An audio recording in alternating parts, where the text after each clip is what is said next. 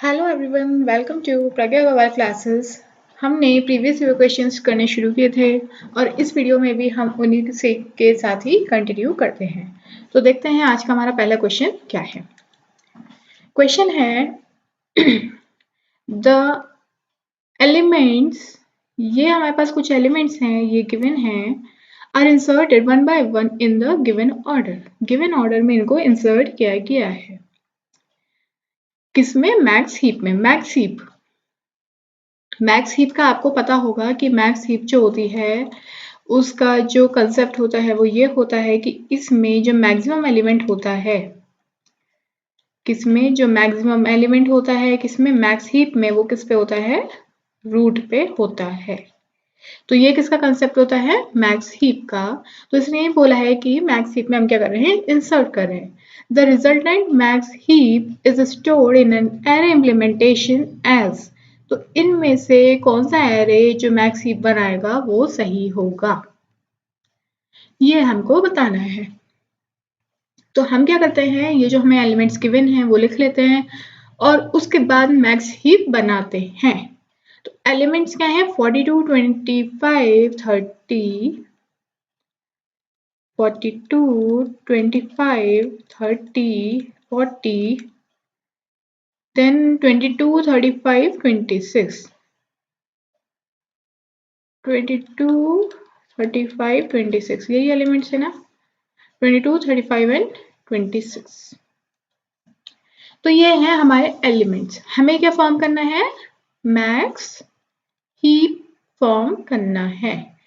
तो देखो, पहले तो हमें जो भी एलिमेंट्स दिए हैं एज इट इज हम बना देंगे। हीप में सबसे पहले एलिमेंट क्या आया? 42 आया, हमने इसको ड्रॉ कर दिया। उसके बाद आपको पता है कि क्योंकि ये हीप है तो जो अब एलिमेंट है वो किस पे जाएगा? लेफ्ट चाइल्ड पे जाएगा। तो लेफ्ट चाइल्ड पे क्या चले गया? 25 चला गया।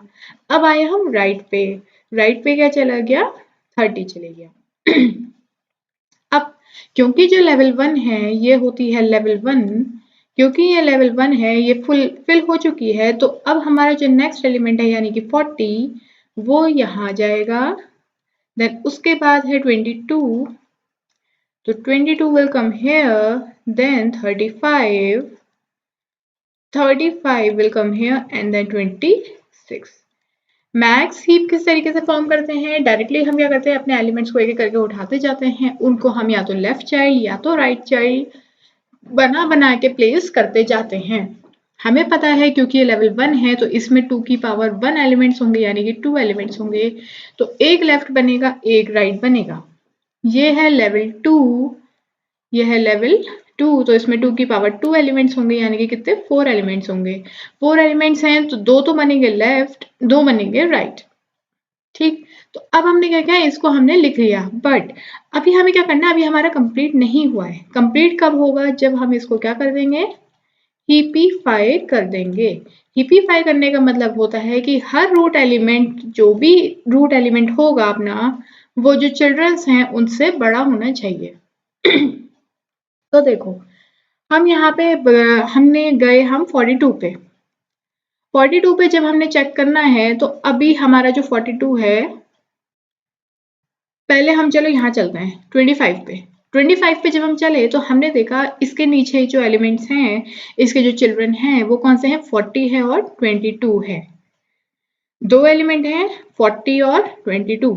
अब हमने जब चेक किया तो हमारा रूट तो क्या था? 25 था। 25 से 22 तो छोटा है, ये ठीक है अपनी पोजीशन पे, बट 25 से बड़ा है 40। तो क्या 40 यहाँ आ सकता है? नहीं आ सकता है। क्यों?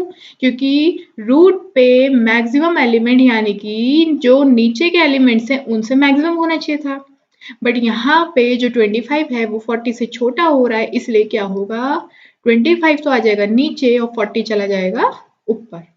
तो यहाँ पे चला गया 40 ऊपर जाएगा और 25 आ जाएगा नीचे। 25 एंड 40। अब चेक करो, 40 से छोटा है 25 ठीक है, 40 से छोटा है 22 ठीक है, तो मतलब इतना पार्ट हमारा क्या हो गया है? सही हो गया है। अब इस साइड आते हैं। अगेन ये हमारा 30 क्या है? रूट है। इसके नीचे दो चिल्ड्रन है लेफ्ट एंड राइट। राइट वाले को हमने देखा 30 26 से छोटा है, ओके ये मतलब सही पोजीशन पे है, बट 30 35 से छोटा है नहीं है। अगेन क्या हो रहा है, हमें हीपीफाई करना पड़ेगा, हम हीपीफाई करेंगे क्यों, क्योंकि जो 35 है यानी कि जो चिल्ड्रन है यहाँ पे वो अपने रूट से बड़ा हो रहा है। तो क्या होगा, 30 आ जाएगा नीचे और 35 चला जाएगा ऊपर। तो क्या हुआ, 35 हो गया root and this becomes 30। Clear? Now check once again, इतना हम ऑलरेडी चेक कर चुके हैं, नीचे का चेक कर चुके हैं, तो अब हमें ये चेक करना है सिर्फ 42 के साथ हमें सिर्फ और सिर्फ 40 चेक करना है। मैं अब 40 चेक किया हमने, क्या 42 40 से बड़ा है, ठीक है, तो मतलब 40 सही पोजीशन पे है। क्या 42 35 से बड़ा है, यस। इसका मतलब अब हमारा जो पूरा का जो पूरा अपना जो हीप हम फॉर्म कर चुके हैं ये बिल्कुल करेक्ट है, हीपीफाई होके एकदम बिल्कुल बढ़िया हो गया है। अब हमें करना क्या था, हमें तो एरे इम्प्लीमेंटेशन बताना था इसका। तो एरे इम्प्लीमेंटेशन हम कैसे बताएंगे, जैसे जैसे एलिमेंट्स आए हैं वैसी वैसी इनको लिख दो। सबसे पहले रूट पे क्या है 42 एज इट इज लिख दो, देन लेफ्ट चाइल्ड क्या है 40, then right child 35। Level 0 1 and 2 complete, तो सेकंड लेवल पे आ जाओ, क्या है 25, then 22, the next one is 30 and the last one is 26. Now match this with the options. Let's check it. 42 40 35 42 40, देखो 42 40 35। पहला ऑप्शन तो ऐसे ही कट गया क्योंकि पहला हमें क्या मिलना चाहिए था 42, वो तो ठीक है, पर उसके बाद 40 मिलना चाहिए था।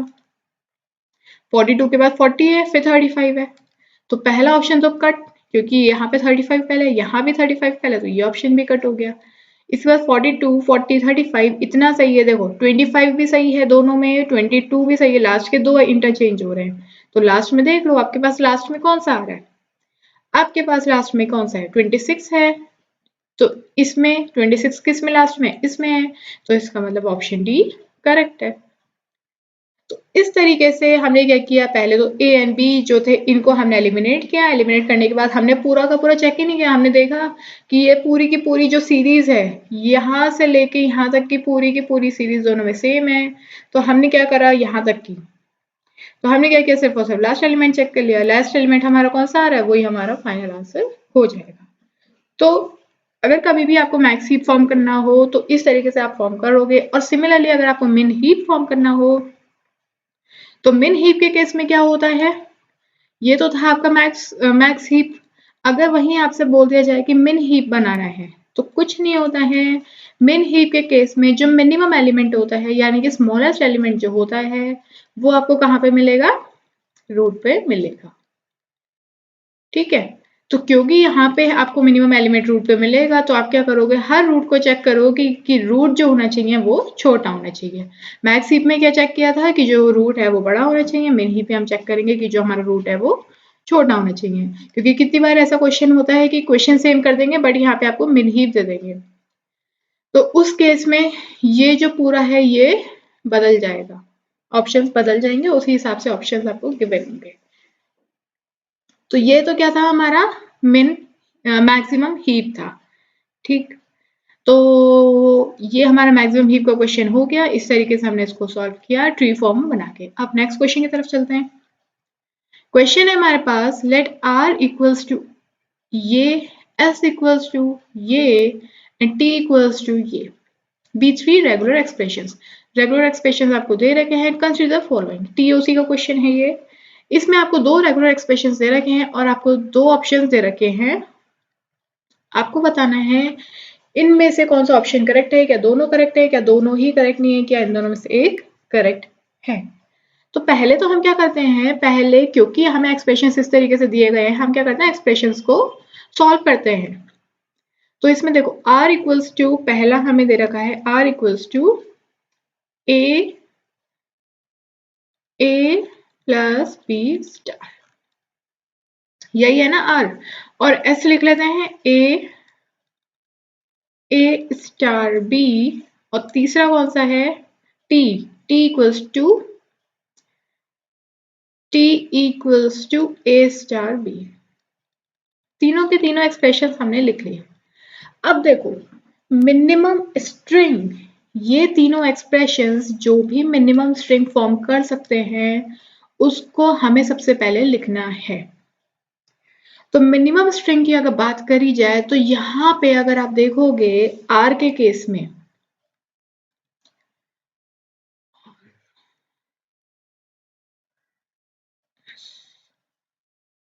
आर के केस में अगर आप मिनिमम स्ट्रिंग फॉर्म करने की कोशिश करोगे तो मिनिमम स्ट्रिंग जो आर के केस में फॉर्म हो रही है वो क्या हो रही है, यहाँ पे देखो ए तो आएगा ही आएगा क्योंकि ए के ऊपर स्टार नहीं है, ए तो आएगा ही आएगा। और कितनी बार आएगा, यहाँ पे एक बार आएगा। ब्रैकेट, ब्रैकेट का क्या मतलब है, इसके ऊपर स्टार है तो इसका क्या मतलब है ए प्लस बी की वैल्यू 0 भी हो सकती है, 1 भी हो सकती है, 2, 3 एंड अप टू इंफिनिटी। ये है इसका मतलब। तो अब देखो अगर इसकी वैल्यू आप 0 रखते हो, इस पूरे एक्सप्रेशन की वैल्यू 0 रखते हो तो आंसर क्या आएगा, सिर्फ और सिर्फ ए। अगर इस एक्सप्रेशन की वैल्यू 1 रखते हो तो आप क्या कर सकते हो, इसकी वैल्यू आपको एक और ए मिल सकती है तो आंसर क्या हो जाएगा, ए, क्योंकि एक ए तो बाहर से आना ही आना है।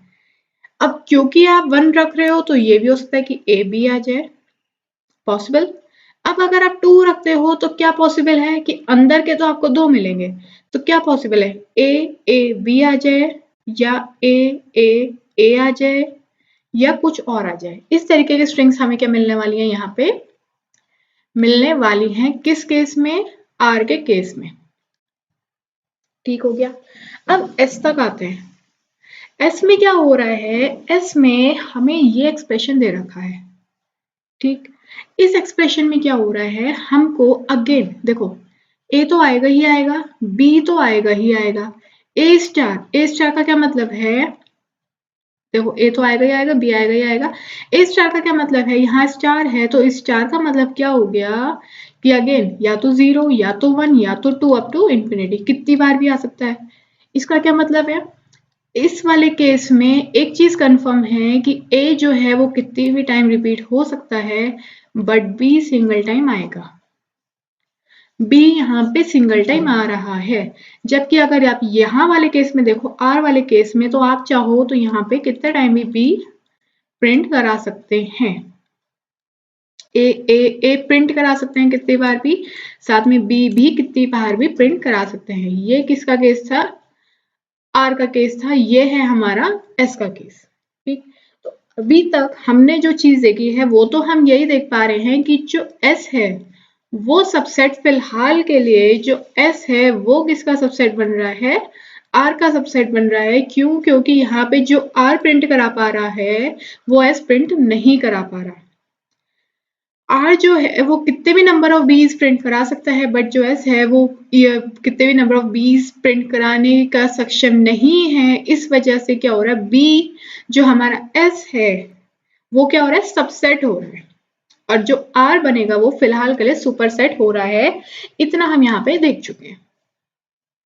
अब आगे बढ़ते हैं, तीसरे केस की तरफ चलते हैं। तो तीसरा केस क्या है हमारा, टी।